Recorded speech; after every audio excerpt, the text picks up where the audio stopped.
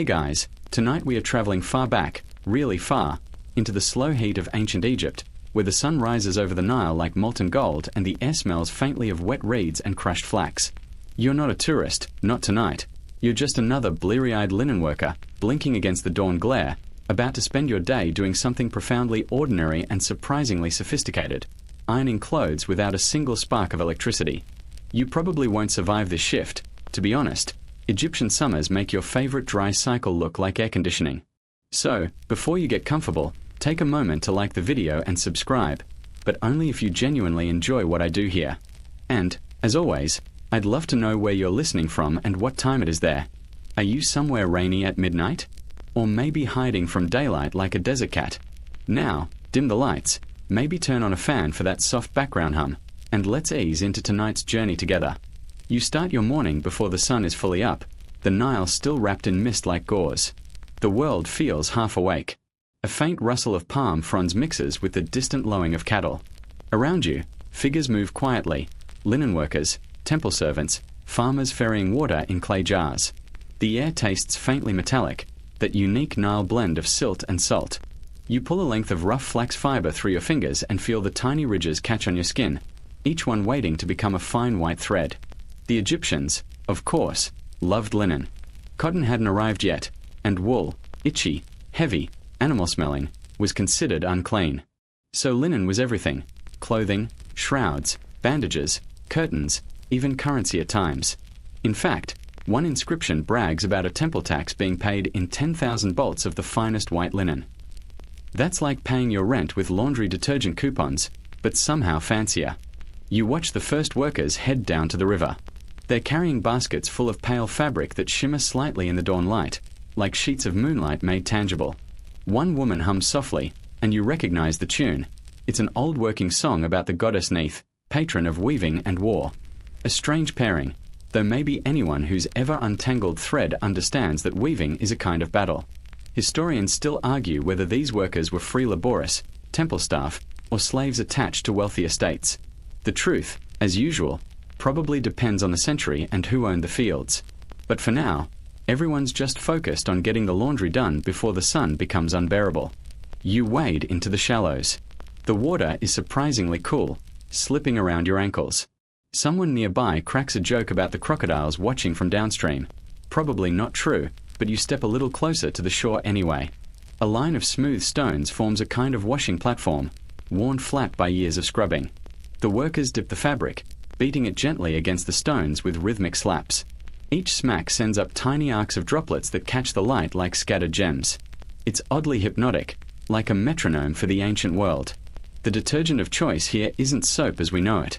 Instead, they use natron, a naturally occurring mix of sodium carbonate and bicarbonate harvested from dried lake beds. It fizzes faintly when it hits the water, like an ancient cousin of your laundry booster. Add a handful of crushed lotus petals, and the whole place smells like dusty perfume and river mud. As the day brightens, you start to notice the hierarchy in motion.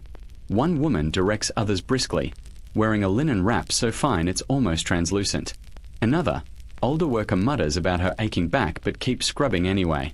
There's a rhythm to their teamwork, something communal and calm. You feel like you've slipped into the gears of an ancient, sun-powered washing machine. Nearby, a scribe leans on a reed staff, recording quantities in hieratic script. You try to peek, his noting who produced what length of fabric, marking symbols that resemble perched birds and squiggly fish. The Egyptians recorded everything, from bread rations to laundry tallies, perhaps proof that bureaucracy is older than love. Now and then, a gust of wind rolls off the river and flutters the damp cloth spread across low bushes to dry. It's beautiful, in a minimalist sort of way, an accidental art installation of white strips fluttering against blue sky and green reeds. One of the workers jokes that the gods will think it's a festival flag display. You laugh, then nearly trip on a stray pot shard, which is exactly why you shouldn't be trusted with ancient relics. By mid-morning, the sun starts to assert itself, and the light turns sharp. You can feel it prickling the back of your neck. A young boy runs by carrying a basket of flax seeds, heading toward a nearby field. Flax cultivation was serious business here, planted in winter, harvested by hand, soaked in water until the fibers separated. Someone once said Egyptian linen was woven sunlight, and standing here, you believe it. Still, It's easy to forget how grueling this work is. The bending, rinsing, wringing, it's slow torture for the spine. But there's pride in it, too. When you ask one worker why they go to such trouble, she grins. Because the gods notice wrinkles, she says, deadpan. You can't tell if she's joking. That belief, linking physical smoothness with moral and spiritual purity, runs deep. Priests couldn't approach temple altars without freshly laundered linen. Mummies needed perfectly folded wrappings for eternity. The entire civilization, in a sense, was trying to iron itself flat before the divine gaze. A hawk cries overhead, perhaps a distant avatar of Horus. The smell of natron clings to your hands. You watch another piece of fabric get lifted from the water, shimmering like a wet wing. Someone spreads it on a flat rock to dry, using smooth pebbles to weigh the corners. It's not just laundry, it's a quiet conversation with time. As the morning stretches, you find your movements slowing to match the rhythm of the others. You rinse, wring, fold, and lay. Rinse, wring, fold, lay. Somewhere, someone starts humming again, a lullaby this time. You think of all the nameless workers who did this for centuries, their songs dissolving into the desert air. Maybe that's the real magic of history. It keeps humming long after we've stopped listening. The sun climbs higher. The linen dries to a soft, pale gold. Soon, the next phase begins, smoothing, pressing, and perfecting. You glance toward a shaded work area where a few figures prepare to demonstrate their secret methods, the ones that kept Egyptian robes wrinkle-free long before the invention of irons. And as the heat thickens around you, you realize you're not just watching history. You're standing inside it, one slow, sleepy fold at a time. The air is already shimmering with heat when you follow the linen bearers inland, away from the glittering river. Their baskets swing in rhythm, stacked with damp cloth that smells faintly of reeds, natron, and sunshine. You trail behind, half-dazed, the soles of your feet sticking to the baked mud path. The hum of cicadas grows louder, like 1,000 invisible looms buzzing in your ears. Up ahead, you see what looks like a cluster of low, open courtyards. This is the laundry of the living gods, temple property, technically, though most of the work happens outdoors. Here, servants wash, rinse, and whiten the linens used to clothe statues of deities and to wrap offerings before they enter the sanctuaries. Every piece must gleam like moonlight, because, as one priest explains with unnerving seriousness, a wrinkled cloth offends the eye of Ra. You can't argue with the sun god, so you nod respectfully. The workers lay out the damp linen on smooth limestone slabs, pale against pale. A young woman pours more natron solution from a jar, careful not to spill. It's precious stuff, scraped from the salt flats near Wadi Nat Run, where entire caravans once journeyed just to collect the chalky crystals. The mixture bubbles faintly, releasing a soft hiss. You imagine it's whispering approval. Someone passes around handfuls of soapwort root, an old Egyptian cleaning trick that even modern herbalists would admire. They crush it in wooden bowls until it forms a faint froth. You help lather a piece of cloth, and the foam feels oddly silky, leaving your fingers slippery. For a moment, it's easy to forget that 3,000 years separate you from this moment. Nearby, a pair of boys stomp on linen bundles inside shallow basins, turning laundry into an impromptu dance. Their laughter carries across the courtyard, echoing off stone walls. An older woman calls out something sharp in Egyptian that probably translates to "careful with that, it's for the gods." You smile. It seems divine fabric still attracts human clumsiness. One man, perhaps the foreman, supervises the process with the solemnity of a high priest. He checks each cloth against the sunlight, judging brightness by eye. You can tell he's proud. In a world before bleach and dryers, keeping anything white was an act of devotion. Historians still argue whether temple laundries like this were specialized guilds or extensions of household labor. Some point to records showing female weavers under royal protection. Others note male artisans listed on payrolls for sacred washing. Either way, the people here treat linen as a living thing, washed, sun-fed, and honored. There's a small shrine tucked into the corner, its painted walls faded but still visible, the goddess Neith, bow in one hand, shuttle in the other. She watches over the weavers and washers, her painted eyes half-lidded, as if perpetually sleepy. Someone has left a few lotus petals at her feet, along with what looks suspiciously like a half-burned candle. Even ancient workers, it seems, understood the importance of mood lighting. As the morning drifts toward noon, the sounds around you form a kind of accidental symphony. Sloshing water, rhythmic slapping of cloth on stone, murmured gossip, and the occasional squawk of a jealous ibis. You catch snippets of conversation. One woman is complaining about her husband's sandals. Apparently he refuses to replace them even though the straps have broken 3 festivals ago. Another boasts about her cousin who works in the linen house of the royal palace. They use almond oil there, she says proudly, for shine. You realize this laundry isn't just a workplace. It's a social hub, a rumor exchange, and probably a support group rolled into one.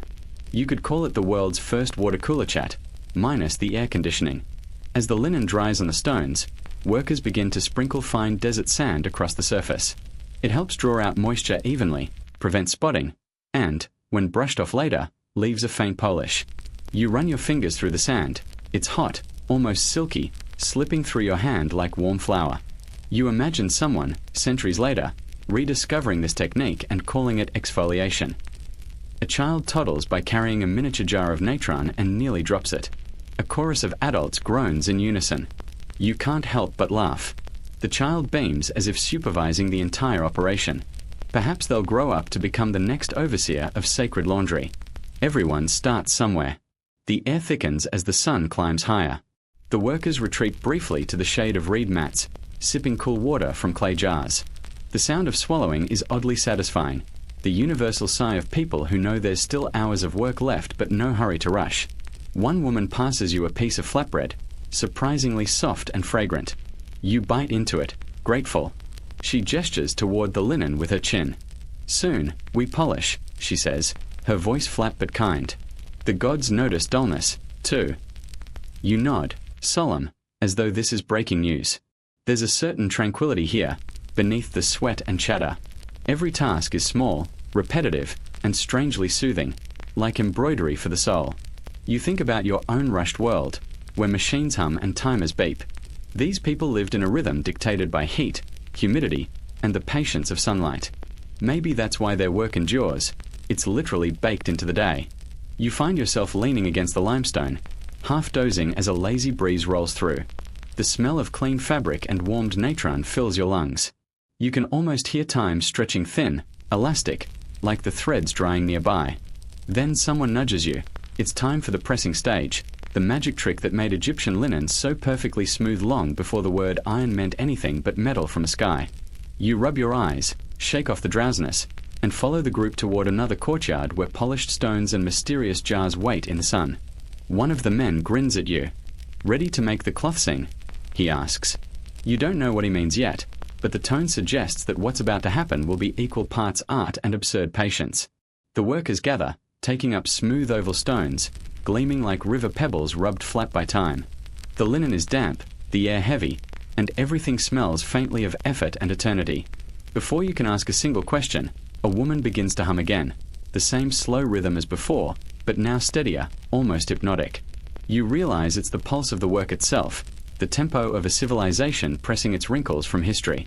The courtyard hums with quiet concentration now, a low chorus of motion and breath. You stand among the linen workers, watching as they unfurl the freshly rinsed cloth across smooth, flat stones.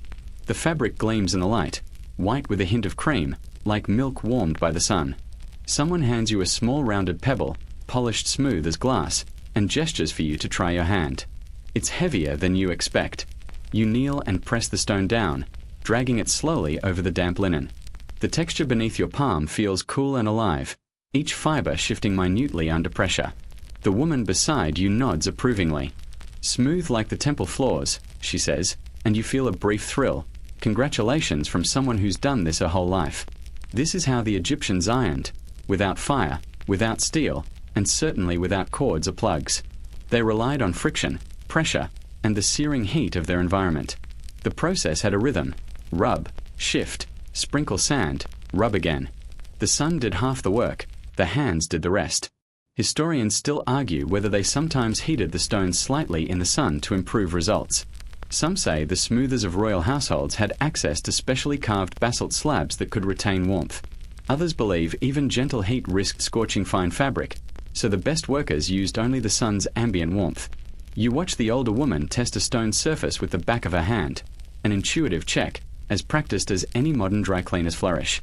One worker jokes that if you iron too long, the cloth starts to smoke, and then Ra will think you're sending him laundry prayers. You laugh out loud, earning a few grins from those nearby. Humor, it seems, survived the centuries better than papyrus.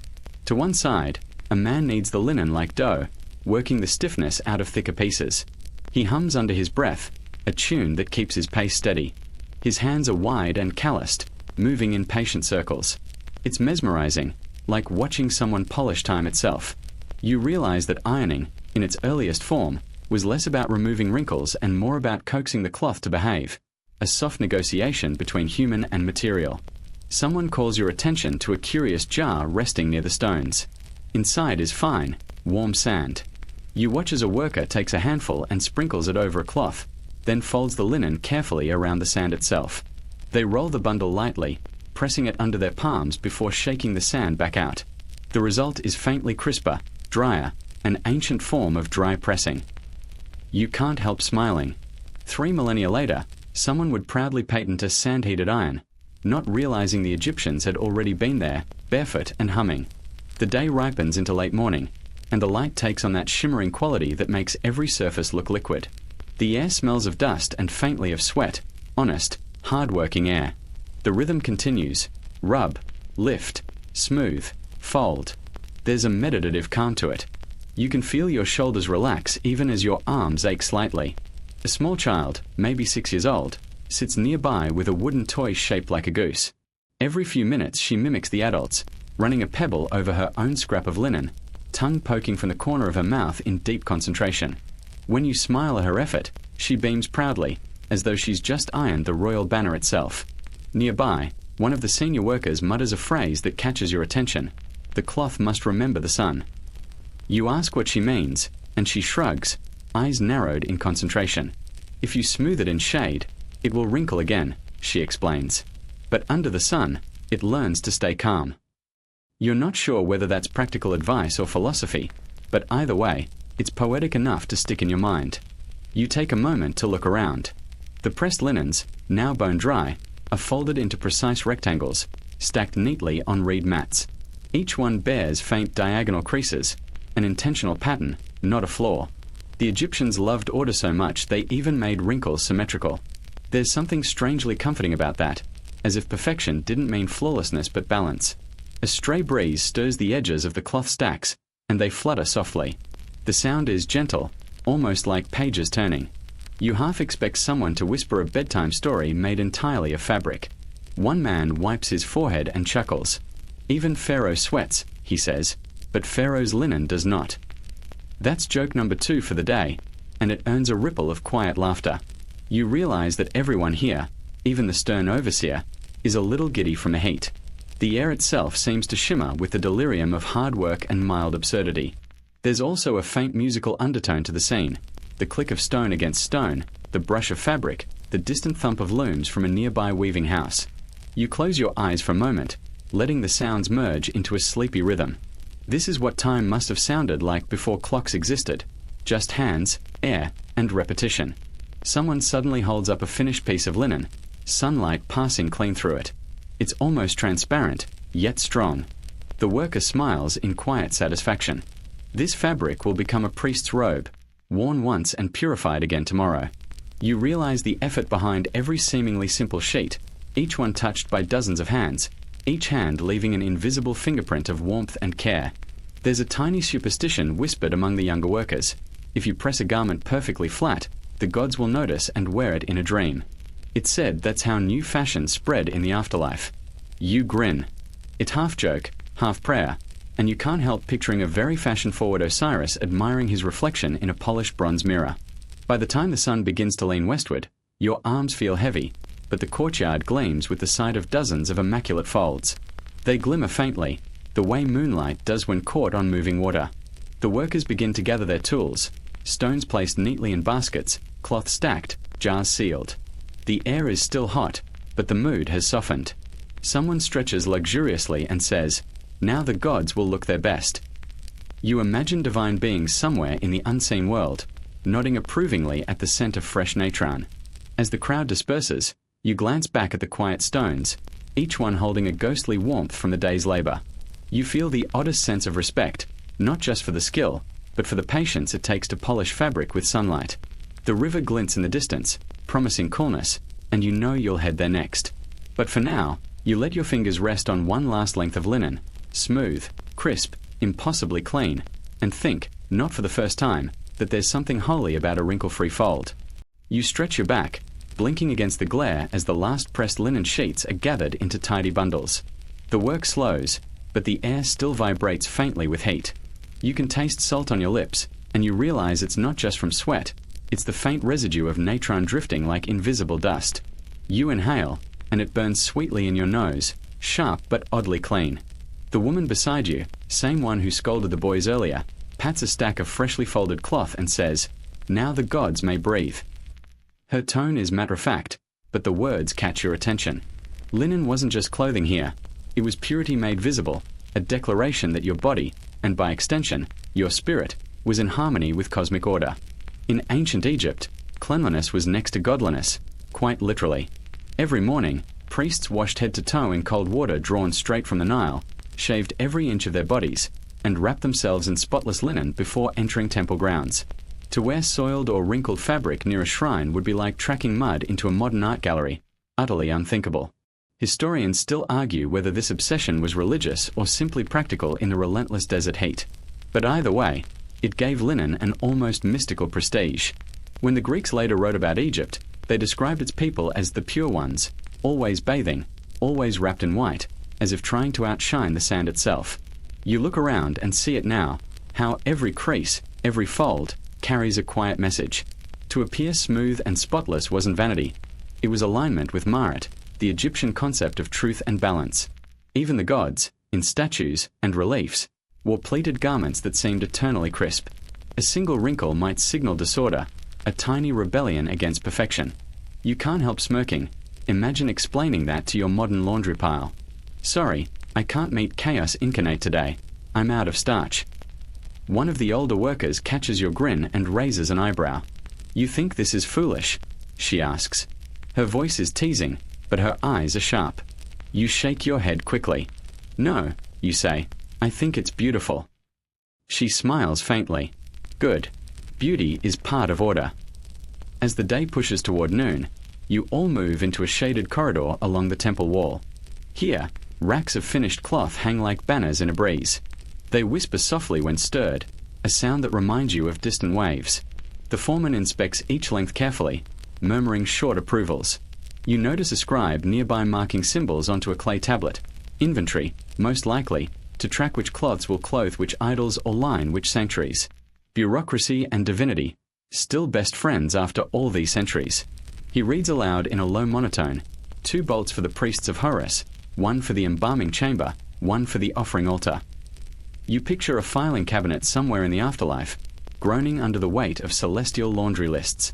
A small group of women begins folding the linen into tighter packets, using bone or ivory clips to keep edges straight. Their fingers move quickly but delicately, tucking corners with almost maternal care. It strikes you that this exact gesture, folding, smoothing, stacking, has probably been repeated billions of times in human history. There's something soothing in that continuity. The talk drifts, lazy and unhurried.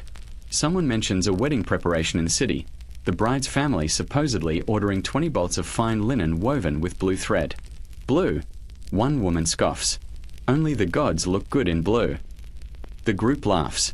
Another says her neighbor swears by rubbing olive oil into cloth to make it gleam, though that sounds suspiciously like an expensive disaster waiting to happen. You sit with them a while, half listening, half daydreaming. The stone floor beneath you radiates warmth through your legs.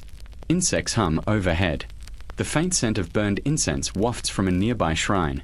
You realize the temple laundries aren't just places of work, they're social sanctuaries. Every story, every complaint, every laugh gets woven into the air like invisible thread.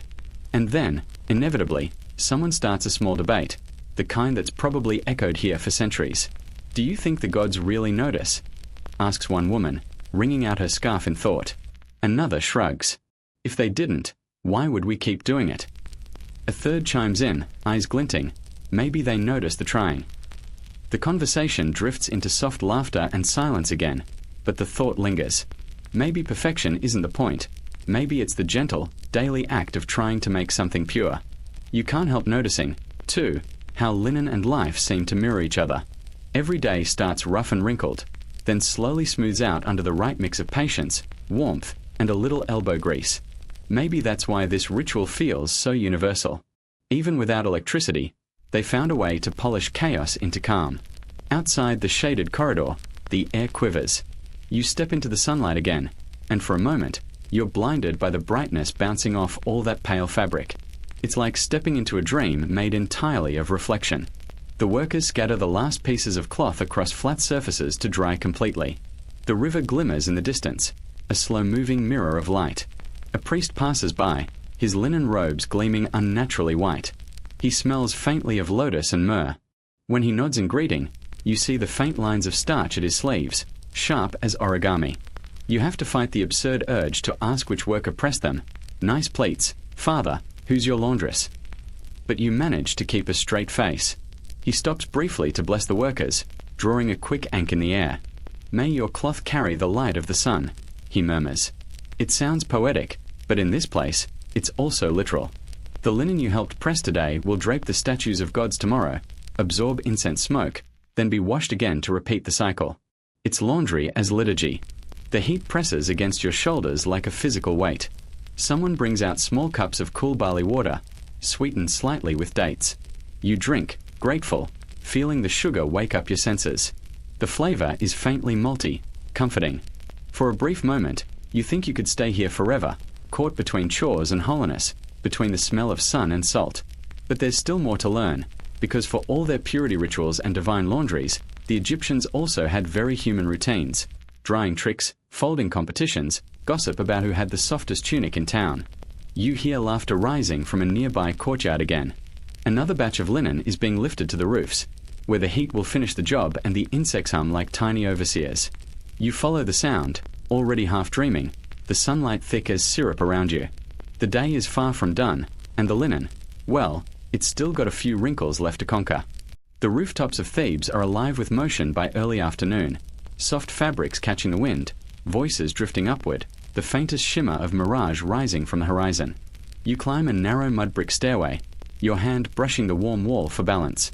At the top, you're greeted by a scene that looks like a dream painted in light.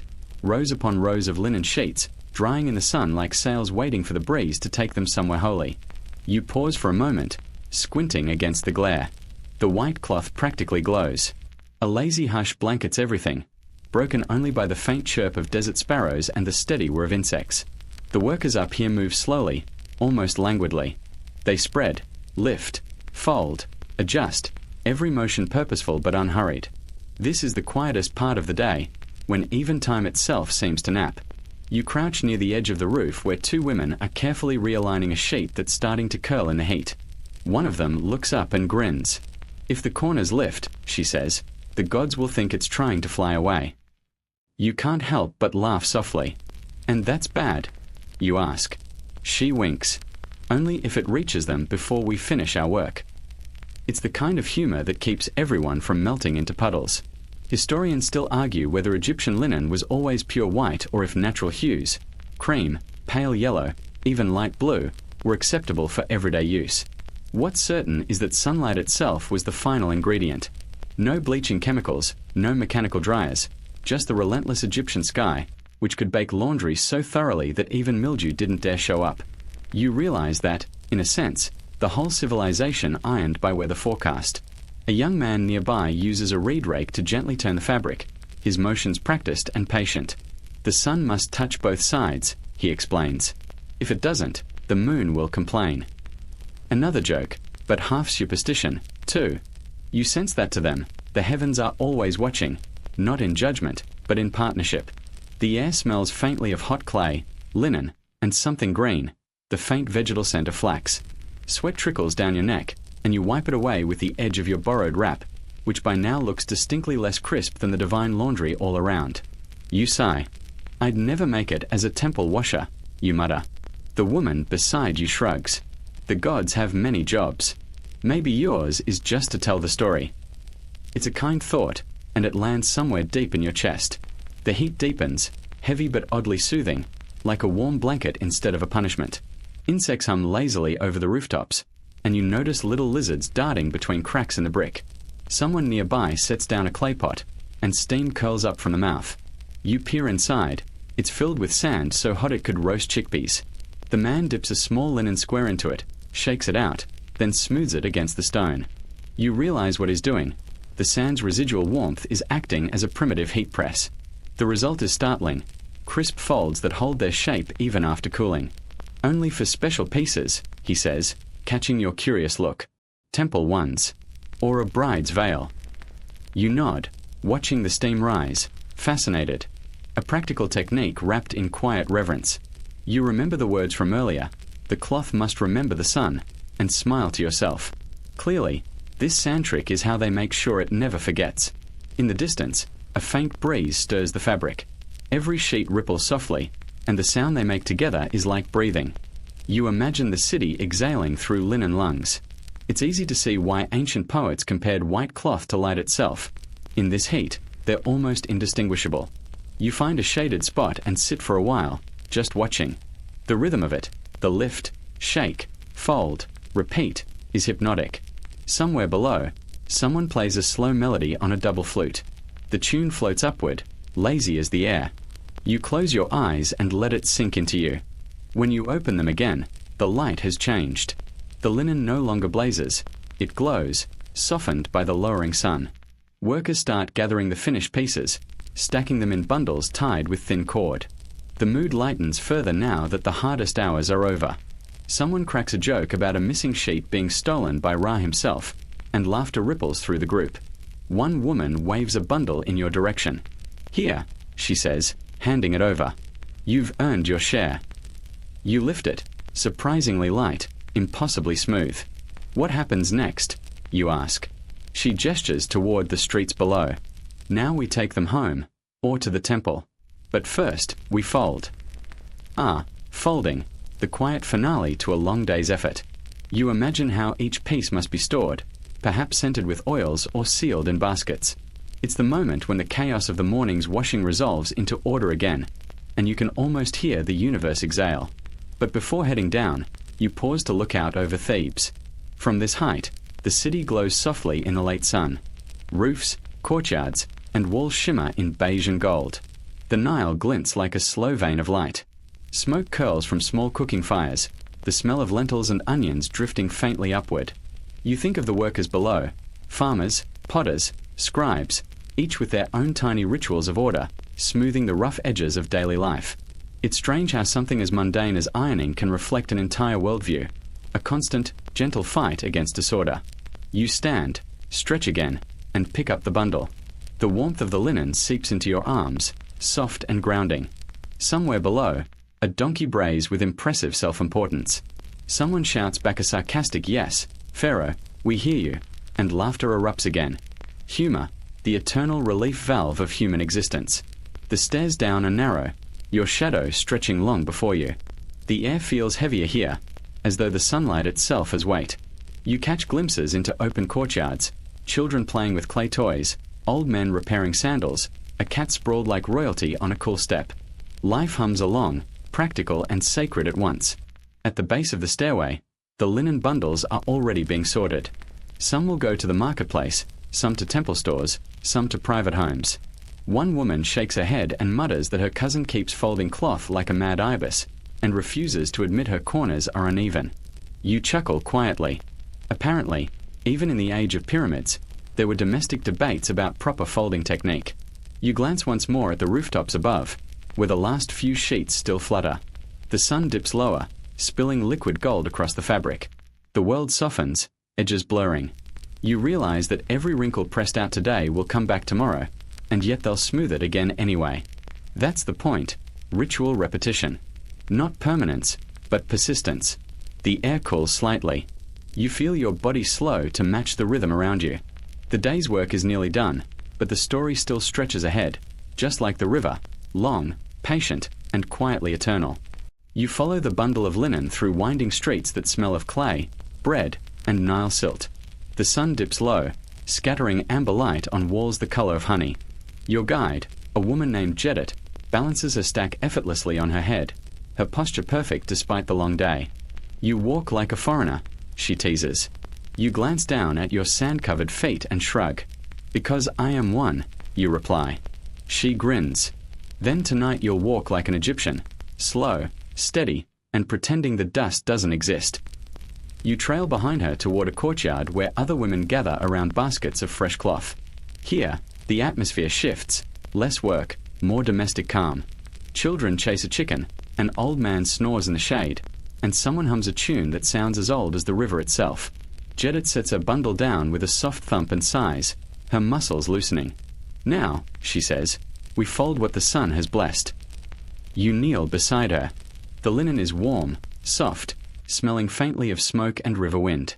As you watch her work, you notice the efficiency, smooth gestures learned over years, edges meeting perfectly. It's like origami, you murmur. She tilts her head. Like what? You wave a hand. Never mind. Future nonsense. The rhythmic folding becomes its own kind of music. Lift, shake, fold, press, sigh. Every few minutes, someone adds commentary. News about neighbors, the price of barley, a particularly lazy husband. It's the kind of gentle chatter that fills the space between one breath and the next. Historians still argue whether linen production was primarily a female trade or if men shared in every stage. Evidence shows that women dominated spinning and weaving, but in temple records, both genders appear as washermen and pressers. You realize you're watching a microcosm of that debate, women guiding the domestic ritual, while men handle temple and trade. A balance, like everything else in Egypt's carefully ordered world. Nearby, a small girl tries to mimic her mother's folding technique, producing a lumpish square that looks more like a pillow than a garment. The women laugh gently, and her mother smooths it out, saying, "Even Isis dropped her thread once." A touch of myth to soothe embarrassment, Egyptian parenting at its finest. As dusk settles, Jedit leads you into the inner room of her home. The walls are lined with jars, baskets, and folded stacks of linen bound with reeds. Each bundle has a faint design stamped near the edge, a small lotus, an eye, a falcon. House marks, she explains. So we know what's ours when it comes back from the temple or the washhouse. You trace one with your finger, marveling at how delicate it feels, like a signature written in thread. The air inside is cooler, scented with flax oil and incense. A lamp flickers, throwing gold light on the folded stacks. These will go to the storeroom tomorrow, Jedit says. We keep them sealed against dust, and beetles, and sometimes nosy cousins. You smile. What's the punishment for stealing linen? She raises an eyebrow. Wearing it in public. Everyone would know. You both laugh softly, the kind of humor that has survived millennia because it's universal. In one corner, an older woman sits weaving narrow strips of linen banding. Her fingers move with hypnotic precision. You watch her for a while until she glances up and says, "You've never woven before." You shake your head. "No. I buy my clothes with little plastic cards." She frowns in confusion. Cards? Do they spin well? You grin. Not at all. The weaving fascinates you. The slow shuttle of thread, the creak of the wooden frame, the soft rustle of fibers sliding together. You can almost hear the story of Egypt woven into every pass. The Nile's pulse, the hush of the wind, the rhythm of eternity itself. Do you ever get bored? You ask quietly. The old woman chuckles. Only the gods have time to be bored. We have laundry. That earns another round of laughter. Someone passes around a bowl of figs and flatbread, and conversation drifts toward gossip about the palace. Apparently, one of the lesser officials tried to impress a noblewoman by wearing pleated linen meant for the priesthood. He looked like a sacred ibis trying to flirt, Jedit says, mimicking his stiff gait. You nearly choke on your fig from laughing. You notice something else as they talk. Pride. Every woman here speaks of linen not as mere cloth but as legacy. Flax is our gift to the world, one says. The Greeks will copy it, the Romans will overprice it, and still no one will weave it like we do. You can't help but agree. Even now, thousands of years later, museums still marvel at Egyptian linen so fine it rivals modern fabric. As night deepens, the conversation softens. Children fall asleep on their mothers' laps. Someone lights another oil lamp, filling the room with a warm, buttery glow.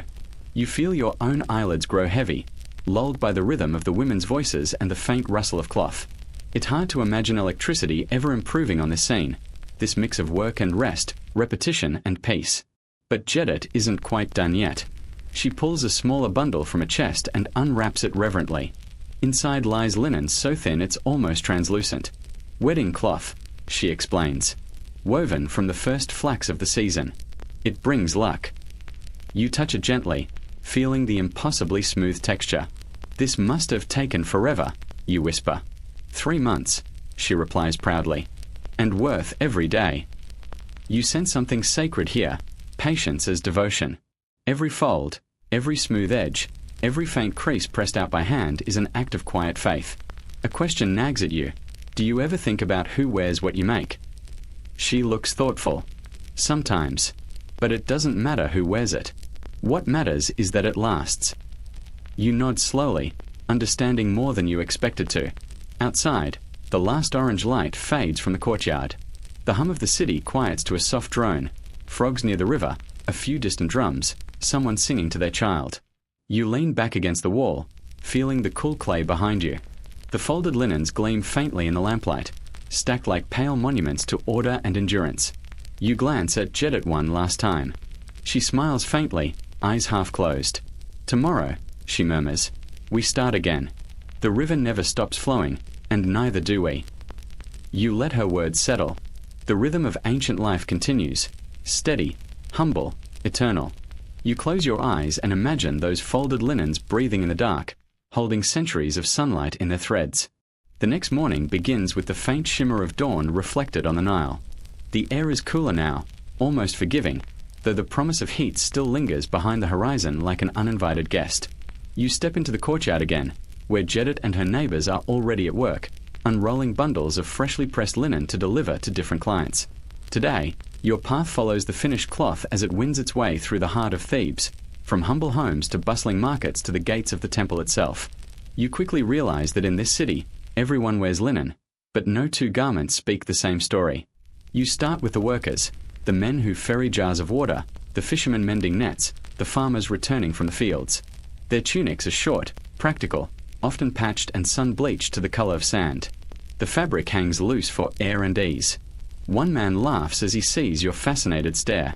Don't look too close, he says. This one's seen more floods than the Nile god. You grin. Looks comfortable, though.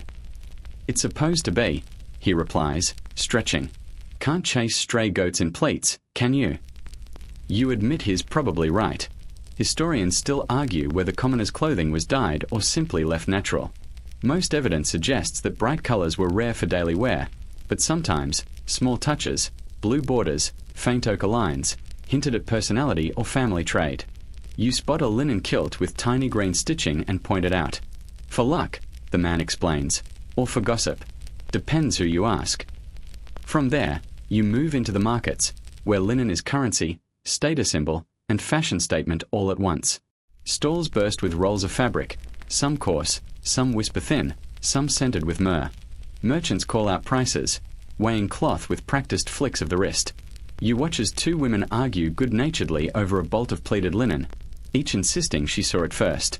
The seller sighs, amused. If only I could pleat faster than they fight, he mutters. Pleating. Now that's where things get interesting. Egyptians loved their pleats. Not just for beauty but for meaning. Folds that caught light like ripples on the Nile, folds that symbolize control over chaos. You find yourself watching a craftsman at work, using damp reeds and his fingertips to shape the tiniest ridges into the linen before drying it under the sun. It takes days, he says, barely glancing up. And one bad sneeze can ruin everything. You try not to breathe too loudly. When he finishes a section, the result is mesmerizing. A fabric so crisp and regular it looks like it might hum if you touched it. He drapes it over a carved wooden form shaped like a human torso. Pharaoh's tailor will take it from here, he explains. We just give it the sunlight. The idea that sunlight can be a tool of royal fashion makes you smile. As you continue through the city, you begin to see how linen ties the classes together like an invisible thread. In a shaded courtyard, children play at pretending to be nobles, wrapping scraps of cloth into makeshift robes. One boy declares himself Lord of the Laundry and orders the others to fan him with palm leaves. It's absurdly endearing. Even the temple guards wear linen, though theirs is stiffened and layered for ceremony. It's like armor made of cleanliness, you whisper. The guard overhears and chuckles. Exactly. Dirt fears us. Everywhere, there's a gentle humor about it, the way people talk about linen as though it has a will of its own. It shrinks when offended, one woman claims. It wrinkles when you lie, another jokes. You start to think they might not be entirely wrong. Then, as the afternoon stretches on, you find yourself in the outer court of the temple. Here, the linen transforms from clothing into holiness. Rows of priests glide past, their garments gleaming white in the sunlight, each fold flawless. They move like ripples of milk poured over marble. A faint scent of incense hangs in the air, sweet and dry. A scribe nearby notices yaw or in murmurs. The gods see purity in the thread. He explains that priests must change their linen garments several times a day, each set laundered, pressed, and stored in immaculate order. Even the smallest wrinkle would be an insult to the divine eye, he adds.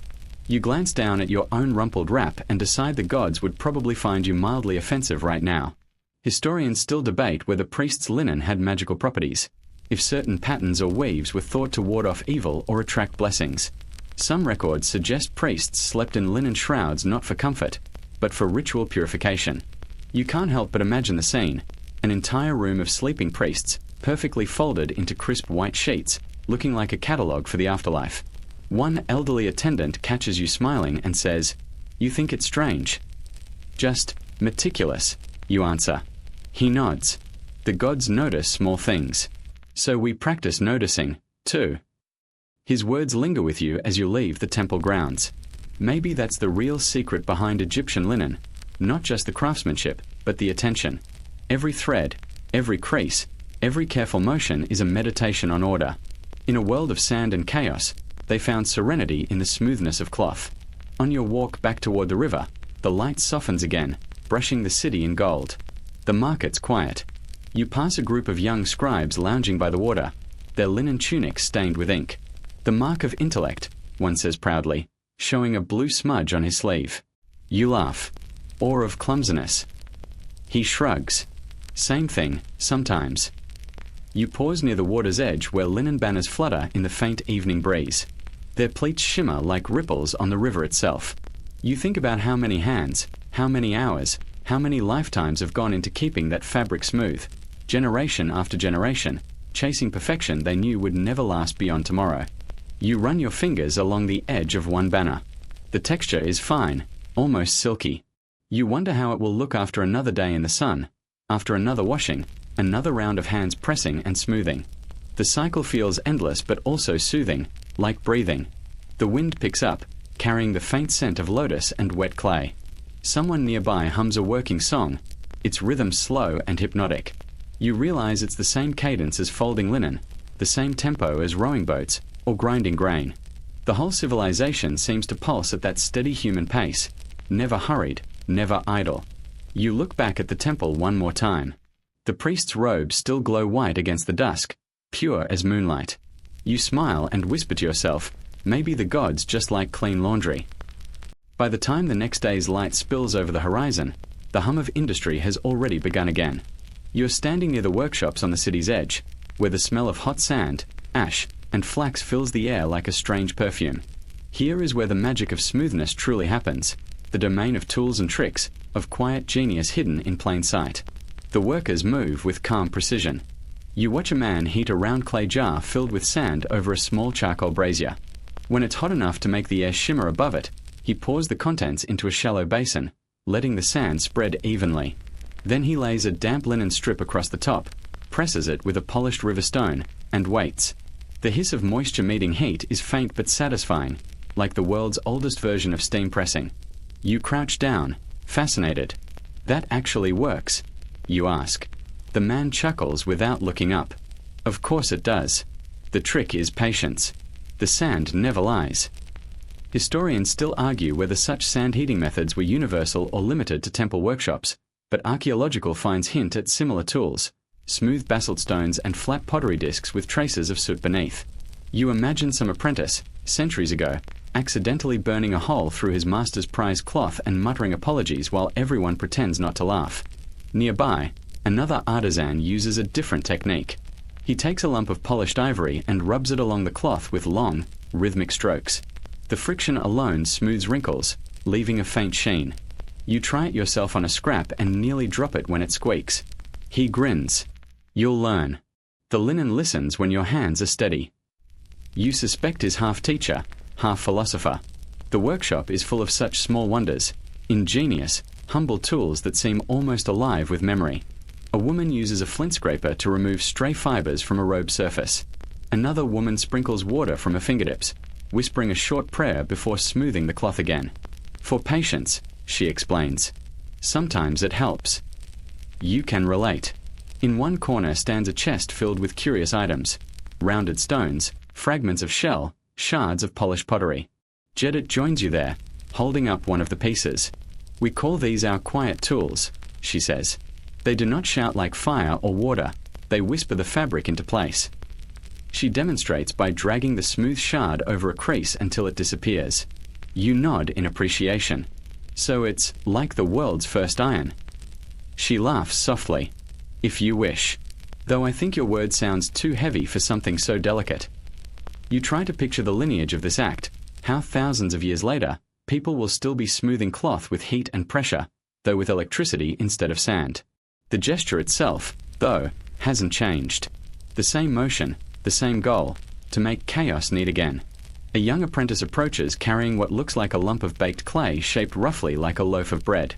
This, he says proudly, is my invention. You raise an eyebrow. And what does it do?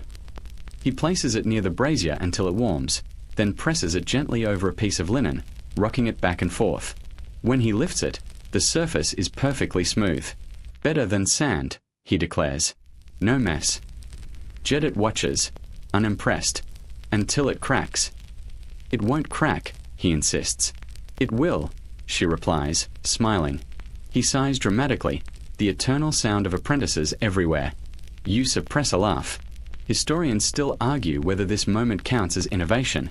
You say under your breath. Jedit snorts. Historians always argue. Linen does not. A breeze wanders through the open windows, carrying the smell of hot clay and singed flax. It's oddly comforting, like bread baking. You notice that the workers hum softly as they go, voices overlapping in low harmony. The song has no beginning or end. It's simply there, like the rhythm of the Nile. You drift toward a back table where older tools are laid out for repair. Some are so worn that the stone edges have gone smooth as skin. These belong to my grandmother, one man says. She taught me that the smoother the tool, the kinder the cloth. He turns the stone over in his hand as though greeting an old friend. We don't throw them away when they're old. They've learned too much. The idea makes you pause. Imagine a world where tools are not just used, but remembered. Where every scratch tells a story of the human hand that held it. In the corner of the room, you find a collection of clay molds shaped like hands and feet. What are those for? You ask. Jedit glances over. For shaping linen into form before it cools. The gods prefer their statues well dressed. You can't help but chuckle at the thought of divine mannequins waiting for their daily outfits. As midday light slants through the window, you notice that even the smallest detail, the way workers set their tools down, the way they fold finished pieces, follows an unspoken choreography. There's no overseer shouting orders. Each movement just fits into the next, like an old song everyone already knows. You try your hand again with the ivory smoother, this time gentler, slower. The linen sighs beneath it, the wrinkle yielding under the stroke. It's strangely meditative. The sound of the ivory gliding is almost like the hush of the river at night. Not bad, says Jedit quietly beside you. You've learned something. You smile. Patience. Patience, she agrees, and respect. Linen is stubborn, but it remembers kindness. Her words settle into you like warm sand. Outside, the hum of life continues. Donkeys braying, children shouting, merchants haggling, but here in the workshop, time feels suspended. You could almost believe the world runs on the rhythm of polishing stones and folded cloth. Someone offers you a cup of barley drink, cool and faintly sweet. You take a sip, savoring the grainy comfort. Do you ever get tired of this? You ask the apprentice. He shrugs. Sometimes. But when the cloth lies smooth, I feel calm. Like the gods are smiling. Or maybe just too sleepy to complain. You laugh. Either way, sounds peaceful. He nods. That's enough. The day drifts on. More sand is heated, more linen pressed, more quiet laughter shared. You begin to notice that even the flaws, tiny scorch marks, uneven folds, are accepted with grace. Perfection is for the sun, Jedit says. We just borrow its light. By evening, the workshop glows gold. Finished linens hang like clouds suspended from wooden beams, the scent of heat still clinging to them. You trace a finger over one, marveling at how alive the fabric feels, warm, resilient, endlessly patient. You think back to your own time, to the whirring buzz of electric irons, the frantic rush to smooth something just so you can wrinkle it again 5 minutes later.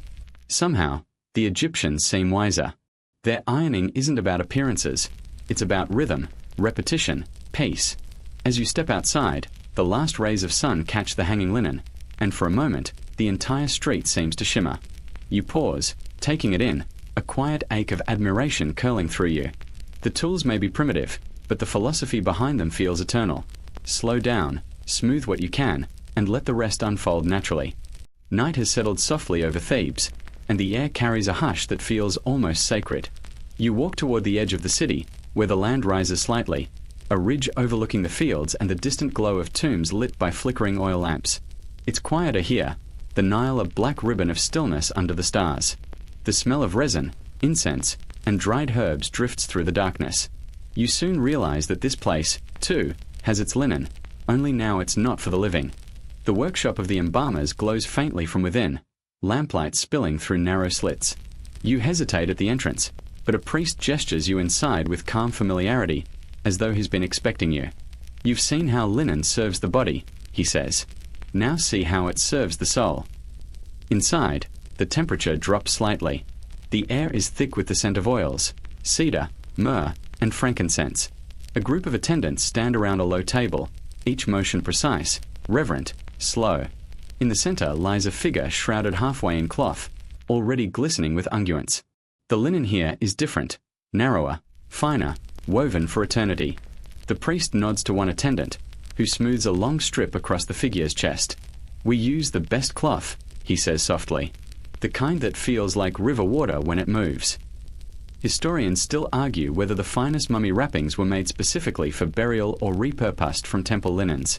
Some evidence suggests that linen from royal households, worn once, washed, and consecrated, was often considered most fitting for the dead. You think about that, the way something touched by daily life becomes sacred when given to silence.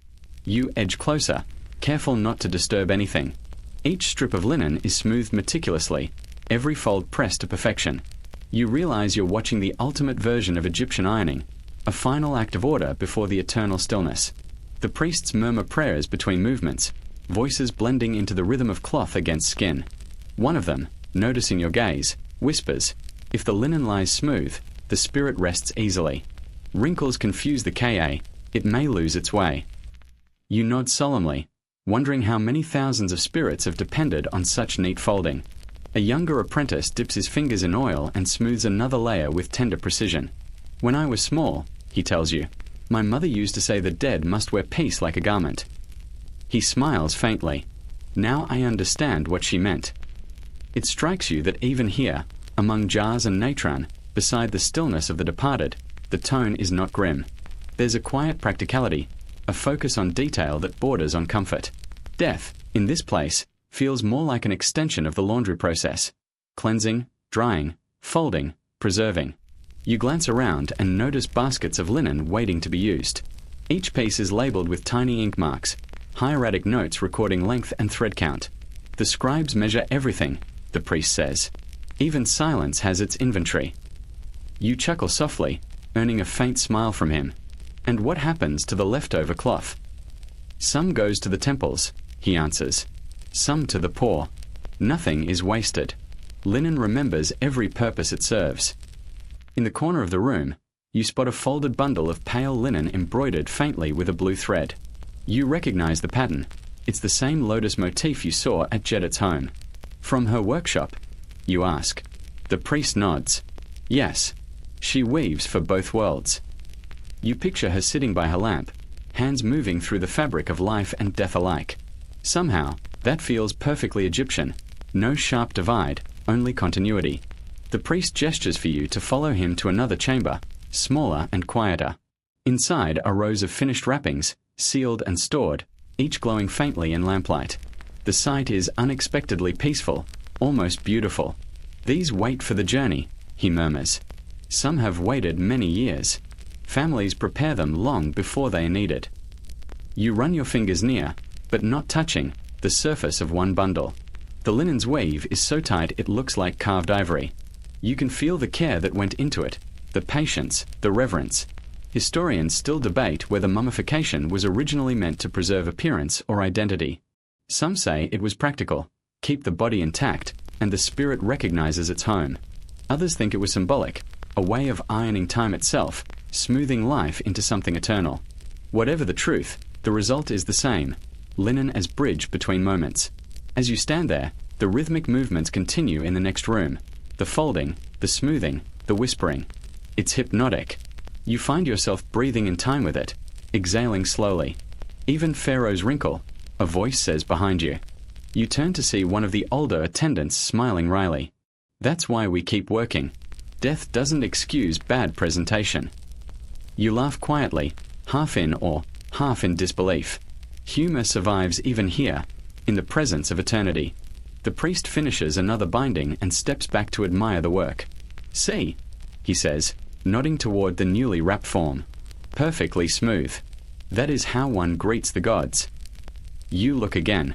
The figure lies serene, the folds crisp and parallel, as if even the dead have somewhere respectable to be. The lamplight flickers, catching in the faint sheen of oil on the linen. For a moment, the whole scene seems suspended in gold, timeless, weightless.